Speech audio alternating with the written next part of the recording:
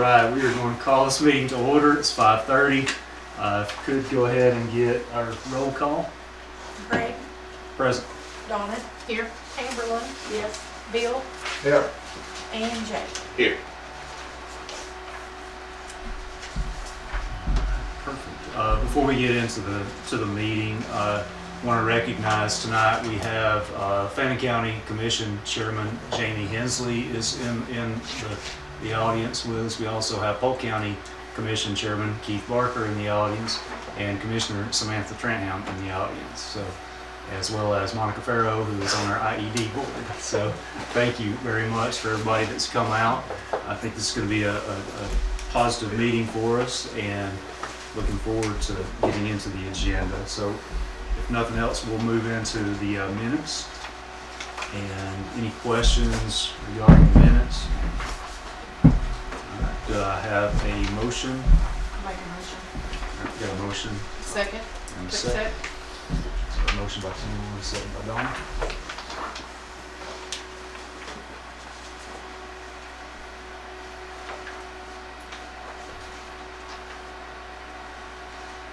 Roll call? Greg.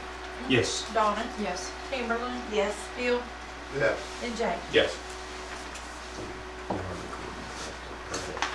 Just review that. All right, awesome.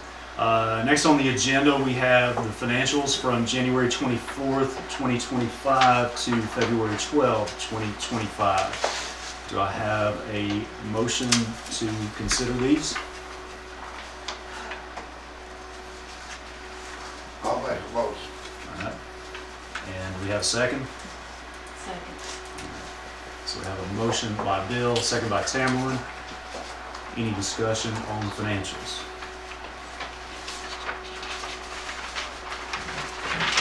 I do want to point out, gas bill was slightly higher this month. We had more mileage due to the water leaks and having to go and check water leaks along the way.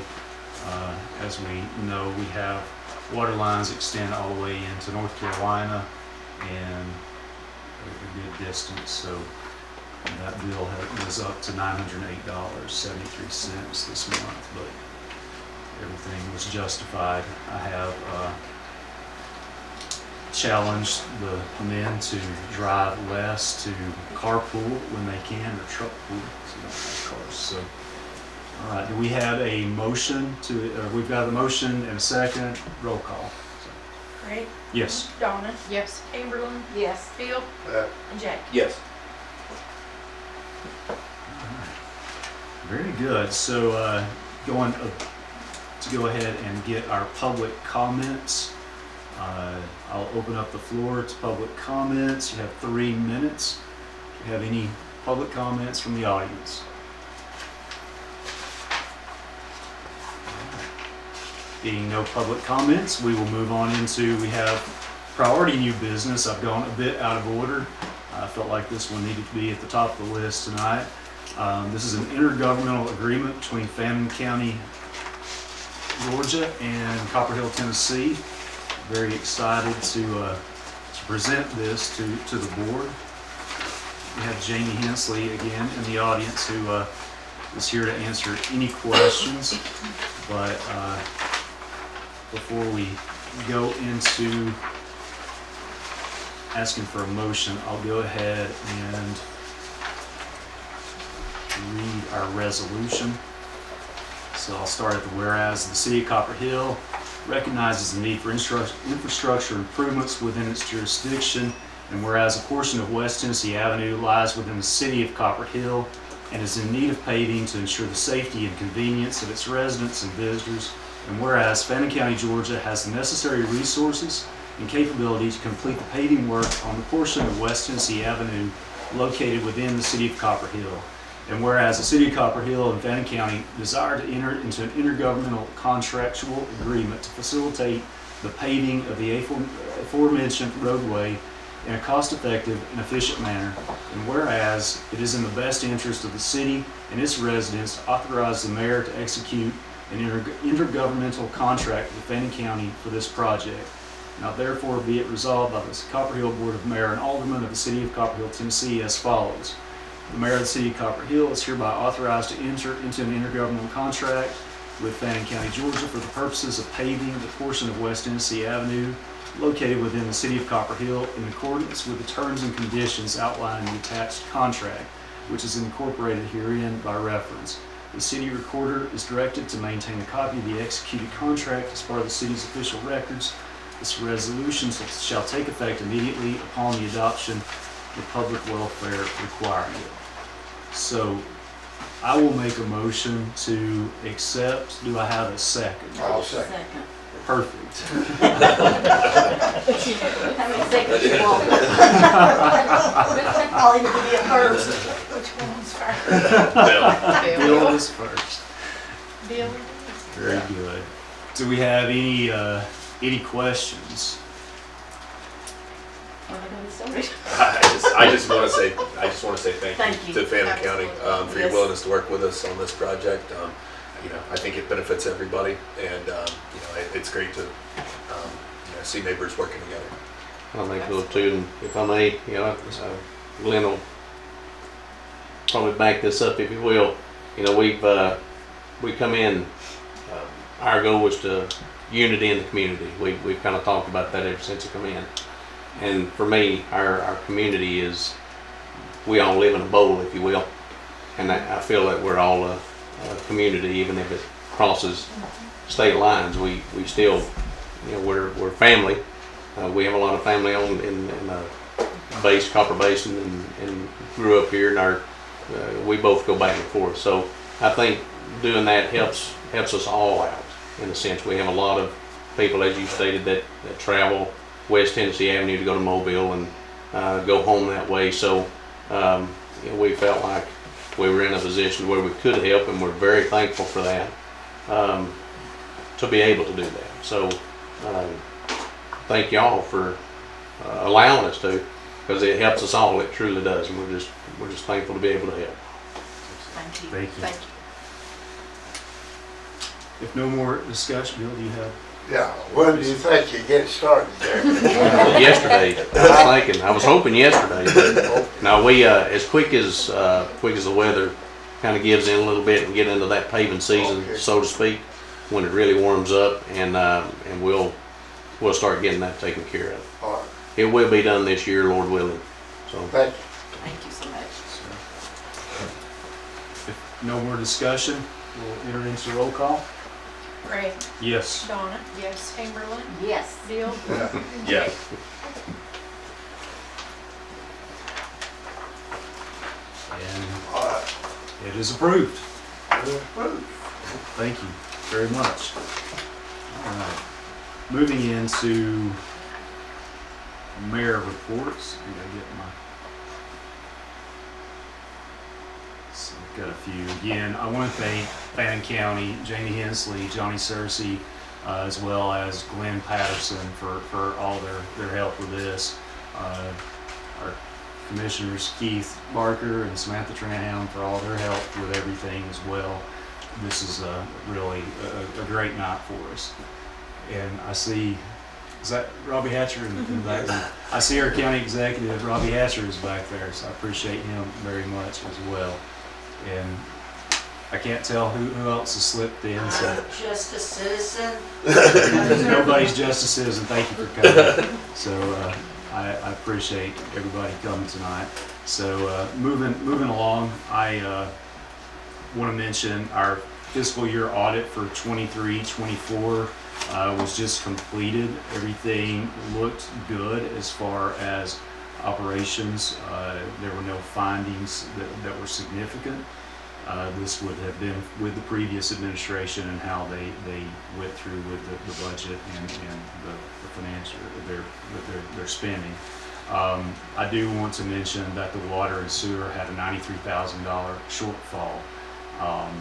There is a recommendation by the auditors to increase water and sewer fees at a minimum of $5.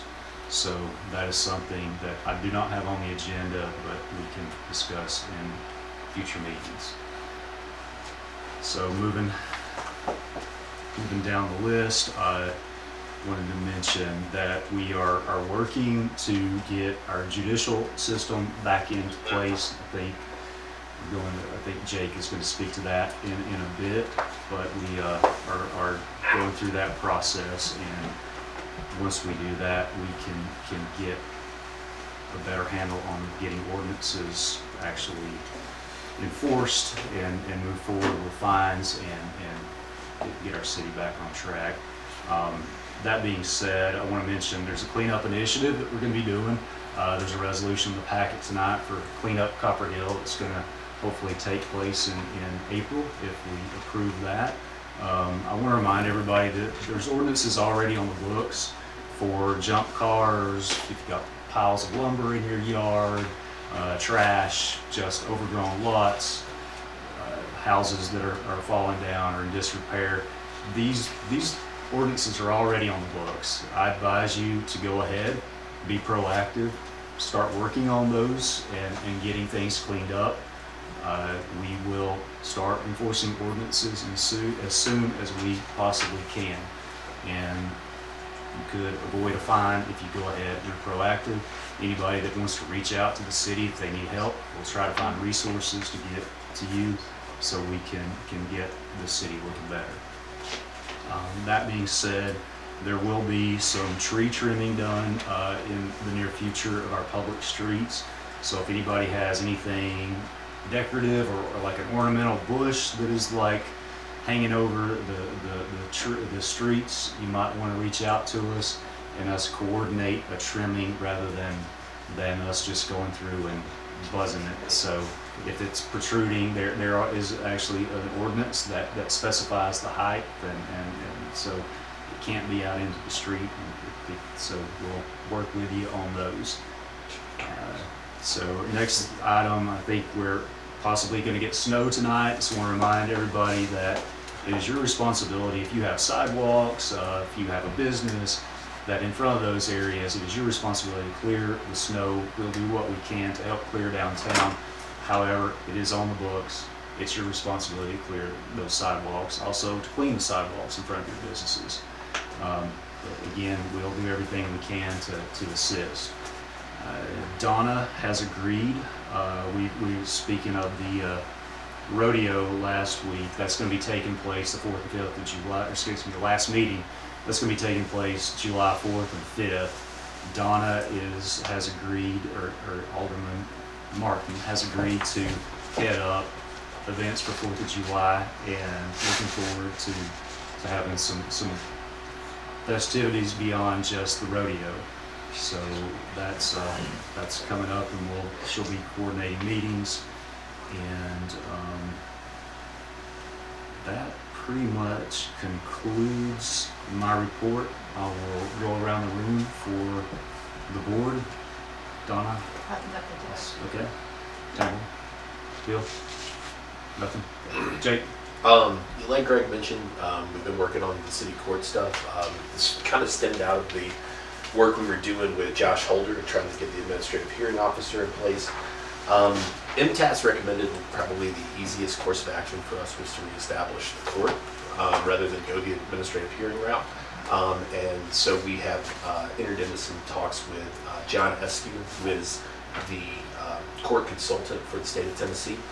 He's planning, I believe, in April to come down and do a workshop with us to get that reestablished. They've got basically all the paperwork taken care of. It's not going to be, I don't think, a super labor-intensive process for us because it's something we've had previously, so we just sort of be reactivating it. Additionally, too, we've had some discussions with MTAS regarding possible solutions for policing in the city. And spoke with Jeff Stiles, who is the MTAS police representative for East Tennessee as well. And we're looking into all of our options as far as that goes for some city-specific policing. So excited and encouraged by those things. Like I said, Mr. Eskew, I think going to be a really good resource for us. Has been down here to Copperhill several times and said he really enjoyed the area, has family in Cleveland. So I think he's going to really be able to help us out, and once we can get the court reestablished, that'll, like Greg said, kind of give us the ability to start enforcing these ordinances. Thank you. All right, moving along into old business. First up, we have an ordinance for paid holidays. This is the second presentation of this. Does anybody want me to read this ordinance? Okay, there you go. Basically, to outline it, this is to codify what has been given previously with Juneteenth, June 19th, as well as December 26th, adding in Good Friday. So, nothing more. Do I have a motion to accept this I'll ordinance? make a motion. I'll second. We do have a motion by Bill, a second by Jake. Roll call. Craig. Yes. Donna. Yes. Amberlin. Yes. Bill. Yeah. Jake. Yes. Very good. Motion passes, and we will add that into our personnel policy. All right. Next up, we have in old business resolution for the Todd Dilbeck contract. I have sent the resolution out to everybody, as well as y'all have seen a copy of the contract. Just to outline this, the resolution, the agreement we have, Mr. Dilbeck is going to stay on with the city until we get somebody hired for this job. We are advertising currently for a wastewater treatment plant operator trainee. That, I think the advertisement is going to close this week or next week. Once we close our period to get applications, we'll start interviewing. I do think we've had a number of applicants, which is encouraging, and we'll interview and we'll bring the recommendations to the board for approval. In the interim, Mr. Dilbeck is agreeing to work 4 days a week, and will train his replacement. After the replacement is sufficiently trained, he anticipates 3 or 4 months, then we would enter into this contract. So basically, just to outline, the contract is for 12 months, $1,200 a month. He will be monitoring the city's SCADA system to ensure tank levels are properly maintained for the water side, perform the state monthly operating report, collect and deliver bacterial samples to the state certified facility in Etowah, Tennessee. Right now, you can FedEx those, but they typically do not make it in time. These are time sensitive, so FedEx has been so unreliable in the past. We're having to physically drive those. Mr. Dilbeck will take those over, and this is not reimbursable. He does not get mileage for those. In addition, he will oversee the ARCA project for the city's sewer lift station upgrade. So that's a big project that is going to be taking place. We'll build back better funds, and I'm just hopeful that those hold and don't get cut. So if no questions on that, I have one, Craig. Yep. So this contract here takes place after the replacement is trained? That is correct. Okay. Yes. Just wanted to make sure I understood. That's correct. Yes, sir. Yeah. We give the employee a raise. That don't mean he will get one, but No, sir, he will be under contract. Yes, that's correct. Good question. Absolutely. We will not enter into this contractual agreement until someone is sufficiently trained. So we will not sign the contract that you see until this person is ready to go. And then the contract starts from that date forward. All right. So do we have motion to consider? I make a motion. All right. I'll second. Okay. Motion by Jake, second by Tamberlin. I'll give it to her. Is there any more discussion related to that? So once this takes effect, this is in a consultant cop. That is correct. He was to continue to oversee the SCADA and all of that. That's And correct. his replacement will be doing the dailies. That is right. Daily work, okay. Absolutely. It does say as as he can help, he will advise. My experience with Todd is that he has gone above and beyond a lot of the questions that we've had, and I expect that he will continue to act in that manner. He also, we have this TDOT and GDOT project with the whole bypass, and I was in a meeting a couple of weeks ago, and there's a lot of sewer and water lines, utility lines that are going to have to be moved on that end of town. And he said he would be agreeable if we were to continue doing some part-time work with helping with that. And we have spoken with a consultant, and so we potentially might get a consultant with that project as well. So more to come there. And this is we got a lot of dirt going to be moved into town, and bridges, and you name it. So it's an exciting time. All right, any more discussion related to this contract? Very good. If no more, I will do roll call. Brady. Yes. Donna. Yes. Chamberlain. Yes. Bill. Jake. Yes.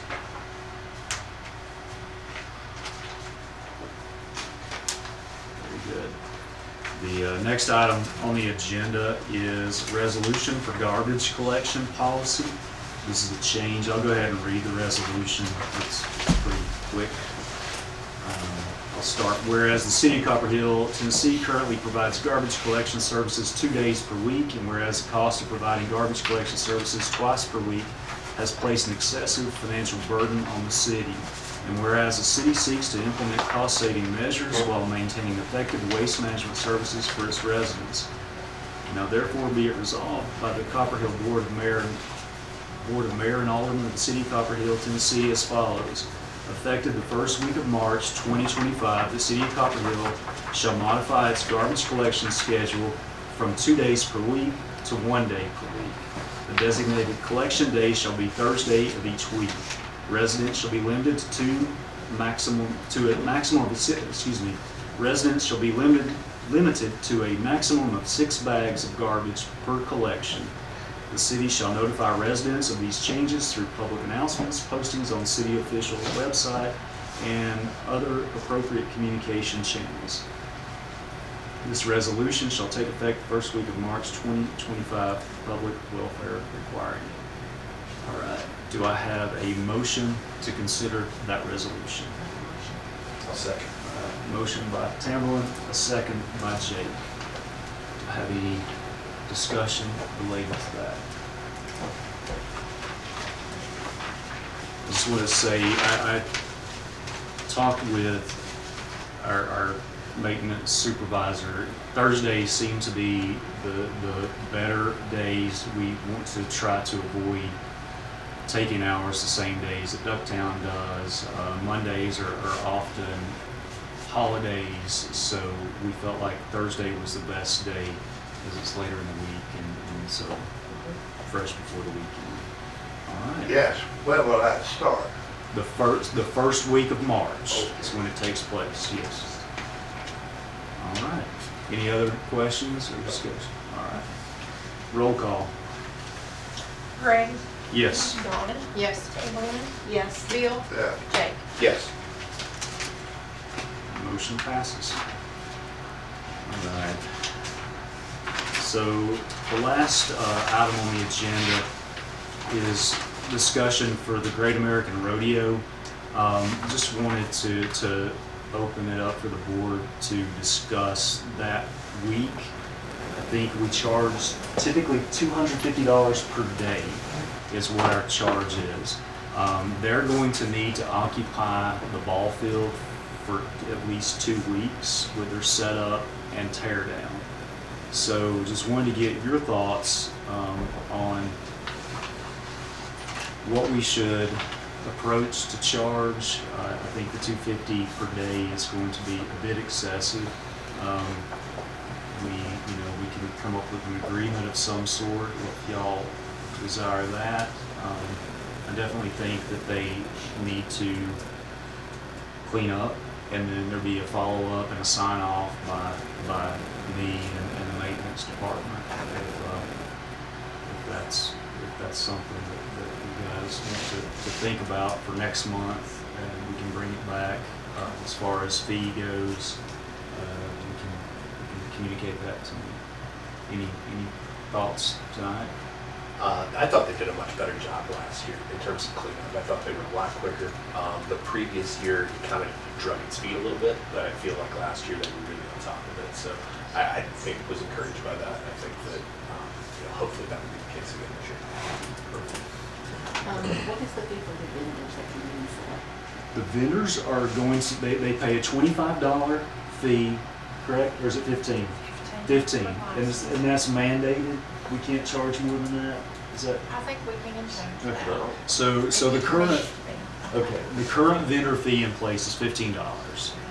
Then, which that's, that would be for anybody that were to set up in town. I guess if you're on private property, you can do food trucks. And then they're also required to pay taxes on that as well on their sales.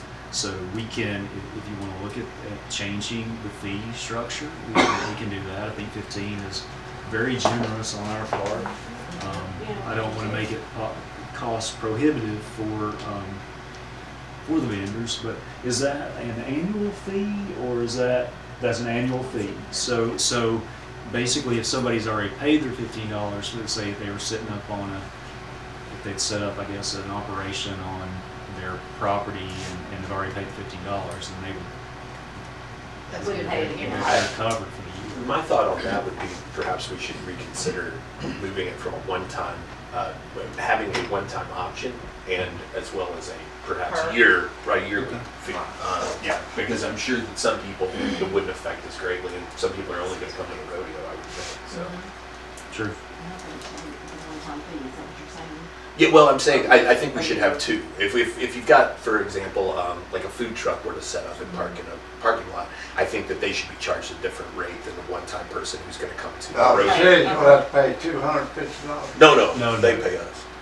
That's what we charge them. Okay, And that's why I'm saying that's, in my opinion, a bit excessive for that to charge them $250 a day for the 2 weeks.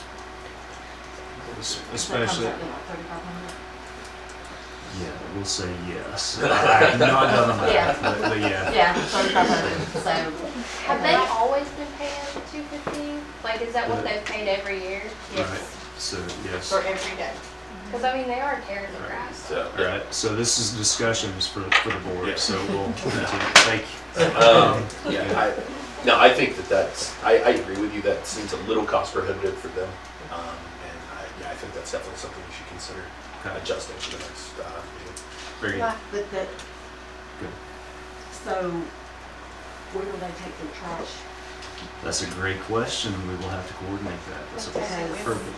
They do take it with, okay. they take the So- trash with them? Is that in their agreement that they signed with They're us? supposed to clean up every day. Okay. Okay.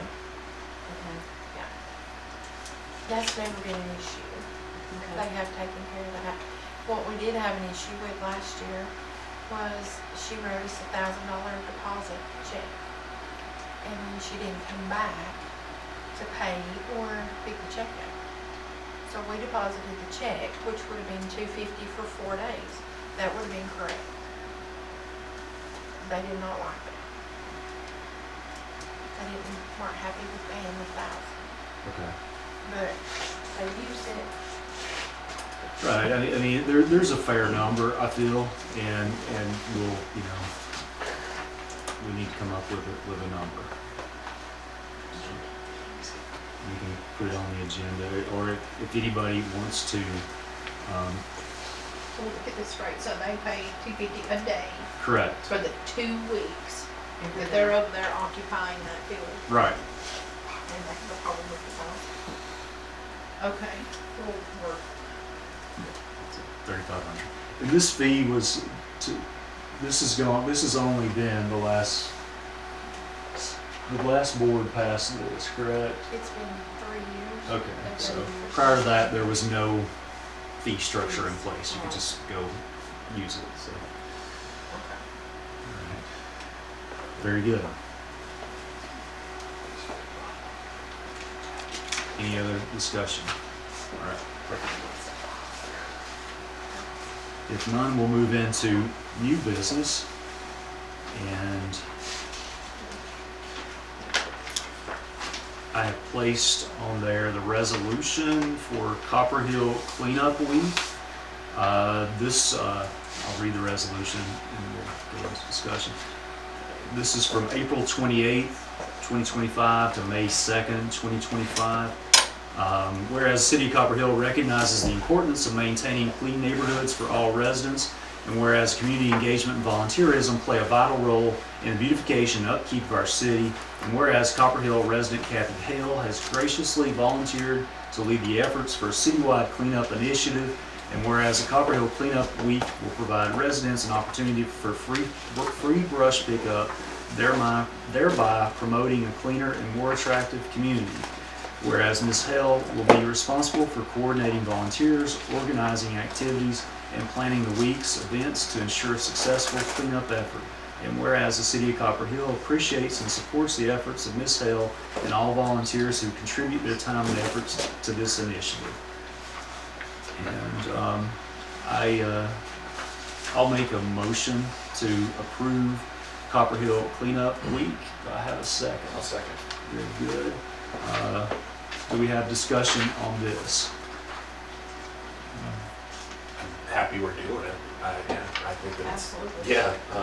I hope too that perhaps what we can do, we were talking about the ordinances coming into play and, junk car, et cetera, et cetera. Perhaps we can utilize our code enforcer that week to make contact with people who may not be in compliance with all of those things. Certainly. Yeah. Absolutely. And the brush, I know we have been prohibited from dumping our brush up top in the old dump, so that'll be a good chance for everybody to get the brush picked up for free. We can also, if somebody has something within reason, junk-wise, that needs to be hauled off, we can look at doing those. This is an ongoing discussion, so I'm excited to do that. And this will actually, a business group downtown is doing an event on May 2nd. So this kind of, Ms. Hale, when she reached out, wanted to do Earth Day that week. I told her, I was like, well, the following week we have United Way and Discover Copper Basin doing a cleanup in the downtown. So we're kind of just joining forces here, and hopefully they can all work together. So we have a motion in a second. Any other discussion? Okay, we good. All right, roll call. Greg, Yes. Donna, Yes. Kimberly, Yes. Bill, Jake. Yes. All right. Next item on new business, we have a presentation on the Tennessee 3-Star program. My fellow board member from IED board, Monica Farrow, who's secretary and treasurer, is also headed up the 3-Star program for the Polk County. So Ms. Farrow, you Print it have out, the floor. tons of copies. There's that, and there is this. For you guys to peruse. I know you guys received some stuff in your packets that includes, the information I received for the 3-Star grant. Has everybody had like a second to look at it real quick? I'm not a big public speaker, but I wrote everything down, so I'm just gonna kind of read through my presentation. If you have any questions, let me know. The reason why this came about is the IED board was put in charge or asked to take the 3-Star program on, and in doing so, married into that were the Main Street grant programs and the downtown program. So all of these intertwine and work together on behalf of the community. So I'll just start. Good afternoon. Thank you for allowing me to attend this meeting. Recently, the Polk County Industrial Economic Development Board was elected to represent the county in the 3-Star grant process. Under leadership, it is my opinion that there was a lack of transparency, and I would like to open this process to the city, to the county, and to the community as a whole. This year's 3-Star grant amount, and this is why I'm reading this because I want to make sure I get all the numbers right, is up to $250,000 with no match, with a 5% available for a third-party administrator. The third-party admin is required for any award of more than $75,000. The application must relate to one of the identified smartened up priority 3-star gold completion. The program will be highly competitive, at least that is my expectation this year, with the increased available dollar amount. These monies could be used toward an East Polk grocery store. Just to flag that for everybody. Under prior leadership, it does not appear that this grocery store void was discussed in prior 3-star conversations. However, mapping projects and an East Side Boys and Girls Club building took precedent. It remains imperative that communities such as Copperhill, Ducktown, and Benton continue to communicate what is needed in order to boost economic development in the region. Continuing along that same vein, you will notice that I have included information regarding more localized grant contacts. Those are within your packet. They include the Main Street and downtown. The Discover Copper Basin 501c3 would fall under the Main Street and downtown development grants. Lynn McCleary appears to have been the driver of this organization after the reins were passed to her. It is to be noted that she allegedly recently stepped down from the board. However, until last week, ECD had her remaining as a board member. My concern surrounding this effort was the group's alleged endorsement of biosolids and the rail authority that seemed to run counter to the community sentiment, but seemingly in line with Lynn's other job at the Polk County Chamber of Commerce. If you can recall, Bill Allen's petition of business and citizens, along with protests, town halls, and the community was staunchly against what this group was supporting. Additionally, most recently, the majority of the group's board members of the C3 resided in Benton, and now most of the board appears to reside in Georgia. After speaking with ECD, it appears that there needs to be a new resolution passed by the Copperhill Board of Aldermen to ensure that this group is not in violation of state and city statutes. Failure to abide by these statutes could jeopardize future grants for the community and the city's alumni status. I would strongly encourage the board members to reapply, assuring that Copperhill community is represented by its community, not Benton or non-residents. I want to make this clear. These C3s are supposed to be working with the local government, not to serve as an arm of the chamber. This is a three-pronged approach of generating conversation between the city, the residents, and the businesses. We do not want outside influence encouraging biosolids, monkey farms, and a rail authority unless the community determines that's the type of industries they want. We can all agree that community involvement is essential for any grant program. Last, I also brought this along with it. I would like to mention Copper Basin's population numbers, which were featured in this study. Glenn actually took part in it. Greg, I believe you took part in it, Mr. Mayor. Between 2019 and 2018, of where they went through and actually did the marketing and looked into what would be beneficial. It's actually done by the University of Georgia for this area. So these numbers, for example, it is $639 per month was the expected rent cost. Jake, how much do you charge for your stuff? More than that. More than that. Yeah. I think it's doubled or tripled. So I think maybe under some of these grants, you may want to look into having another study done because of the population boom and the increased cost. That is something that could be done underneath these studies. Also, I wanted to mention that you may want to revisit these statistics and remember that the bridge, our iconic bridge, it is identified in both this and another book that was provided through this study earlier.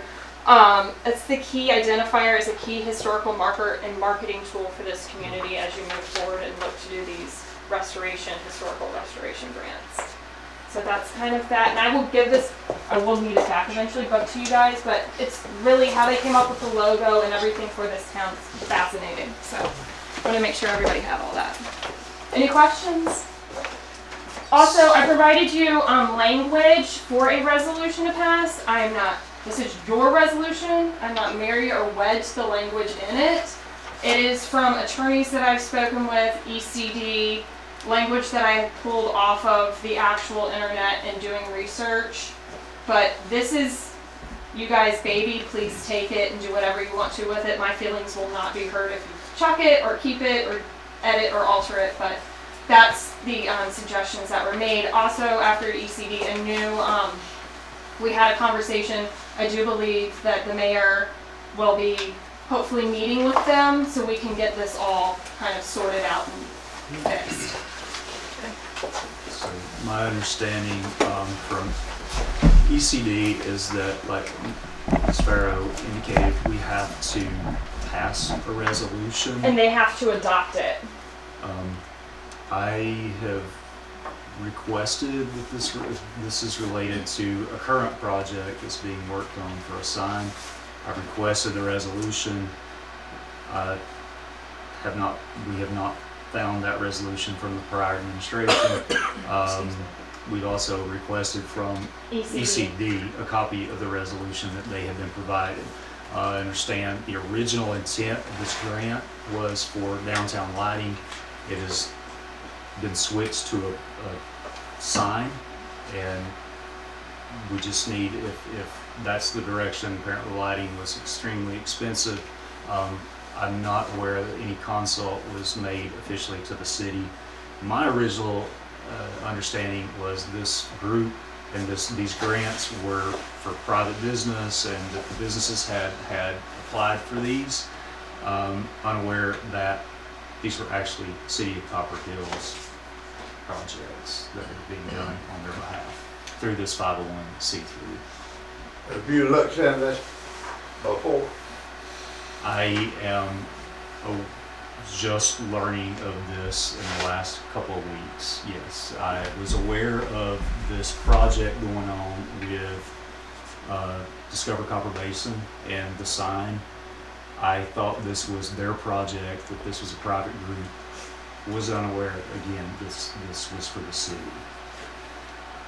So, The city is the pass-through, is my understanding, for the money, so you are supposed to have involvement in it. They have to adopt a resolution, and that, I think, is to ensure some sort of oversight so that taxpayer dollars are not just being given to a group.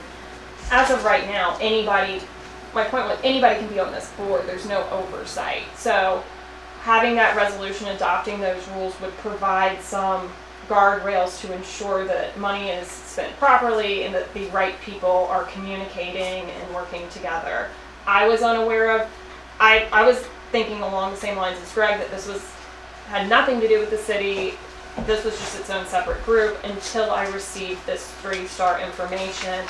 It was all layered in because 3-Star deals with the whole county, but then it went into other localized community grants, and we should all be working together and communicating.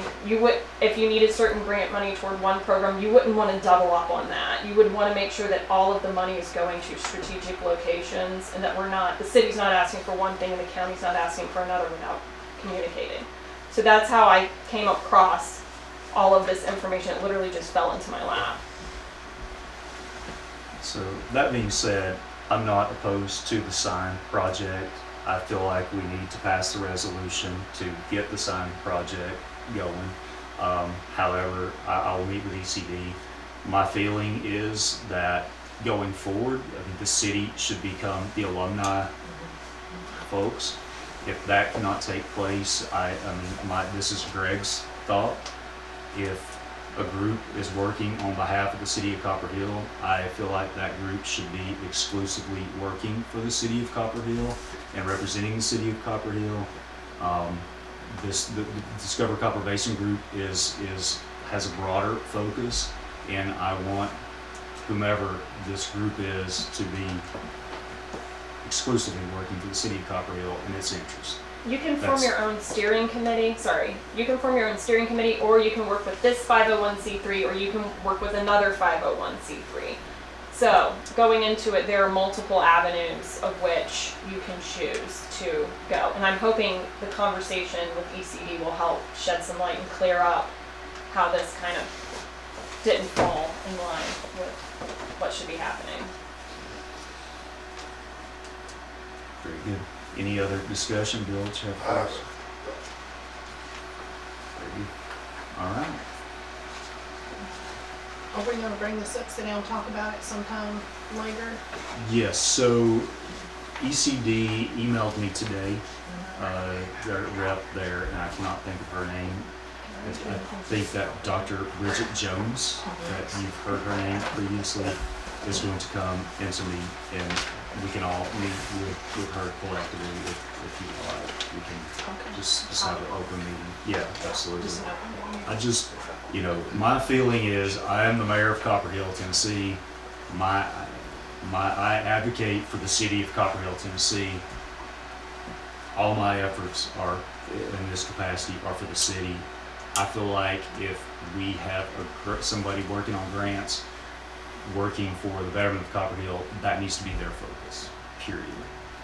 That's Greg's thoughts, so. Any other discussion? As soon as I find out what day they can come, hopefully it will be an evening that they can come out, and we will meet with them. All right. I think that concludes everything on new business and old business. Again, I want to thank all of our folks that have come out to see us. Commissioner Trantham, Chairman Hensley, thank you. Chairman Barker, thank you. County Executive Hatcher, thank you. Sparrow, thank you for coming. Do I have a motion to adjourn? Make a motion. I'll second. All right. Motion by Bill, second by Jake. Roll call. Craig, Yes. Donna, Yes. Chamberlain, Yes. Bill, Yeah. Jake. Yes. Adjourn. Thank you.